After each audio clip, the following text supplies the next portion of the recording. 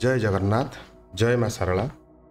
एबे आमे टिके कहिबा जन्म नक्षत्र विषय जन्म तिथि विषय केउं जन्म रे जन्म ग्रहण कले केउं जन्म तिथि रे केउं फल मिलता है ता पर टिके आमे कहिबा। प्रतिपदा काहाकू कहा जाए ना अमावास्या परदिन किंबा पूनमी परदिन जो दिन जन्म प्रथम फर्स्ट दिन सेटा हला प्रतिपदा। तेणु एई भली भाबरे प्रतिपदा रु प्रतिपदा तब द्वितीय तब तृतीय यही टाइप रे लास्ट चतुर्दशी पूर्णमी पर्यंत कह जाए। लास्ट पूर्णमी और अमावास्या जन्म हेले कौन होपर टे कहवा।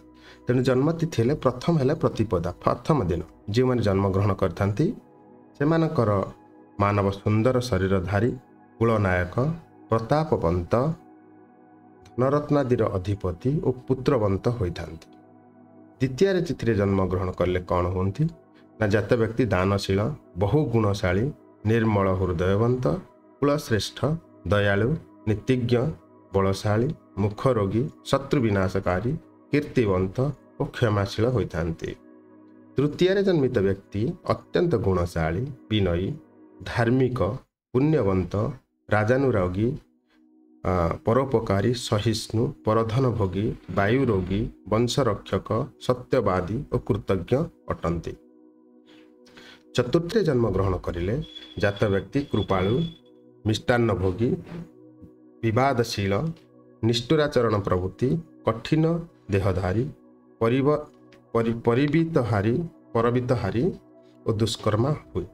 पंचमी जन्म करले वाग्मी पंडित राजमान्य सुश्री बहु बंधुप्रिय और धनवंत हुए।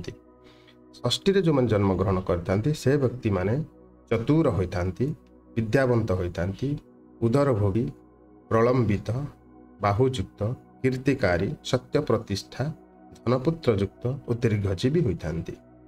सप्तमी जन्म ग्रहण करिले जात व्यक्ति कुटुंबवंत वैरी विजयी विशाल नेत्रयुक्त देवता और ब्राह्मणों सेवाकारी अतिथिपरायण रूपवंत पैतृक धननाशकारी होइथांती।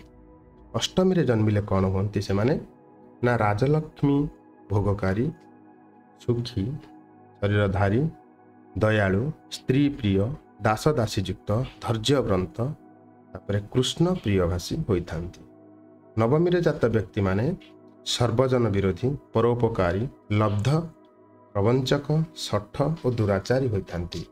दशमी तिथि जन्म ग्रहण करिले से मानकर कौन होता है ना से विद्याप्रिय दाता दयालु श्रीमंत धार्मिक दानशील धनपुत्रवान उत्तम मतियुक्त विवेकी सज्जन प्रिय होइथांती। एकादशी जन्म ग्रहण करिले जात व्यक्ति अतिथिपरायण विवेकवंत आचारवंत सुजनपालक क्लेशभोगी क्रोधी सर्वकार्य निपुण और सहिष्णु हुए। द्वादशी जन्म ग्रहण करिले हे व्यक्ति संतानवंत दाता सर्वानुजन रागी राजमान्य अतिथिप्रिय मधुरभाषी दयावंत सचरित्रवंत और क्षमाशील होइथांती। त्रयोदशी जो मैंने जन्म ग्रहण करथांती से माने रूपवंत होइथांती सद्गुण युक्त होइथांती सूक्ष्म बुद्धि विशिष्ट होइथांती क्षमाशील होइथांती मधुरलापी होइथांती कर्तव्यपरायण होइथांती न्यायवंत मध्य होइथांती। चतुर्दशी जन्म ग्रहण करिले जात व्यक्ति कार्यकुशली कपटाचारी यशस्वी जंत्र मंत्र विशारद दानशील भ्रमणप्रिय धनहीन रोगी दुर्बल इत्यादि होइथांती। आउ शेष रे कहबा आमे अमावास्या और पूर्णमी तिथि लास्ट शेष दिन जोटा अमावास्या होता है कि पूर्णमी होता है।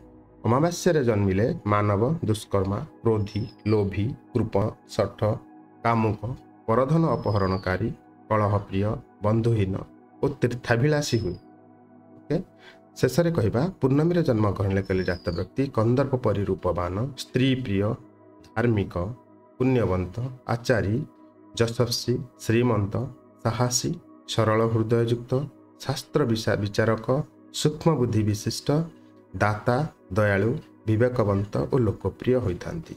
ये तो गला होची जन्म तिथि रे परे आमे जन्म नक्षत्र जन्म राशि विषय आलोचना करबा। एति कही मु विदाय नउची।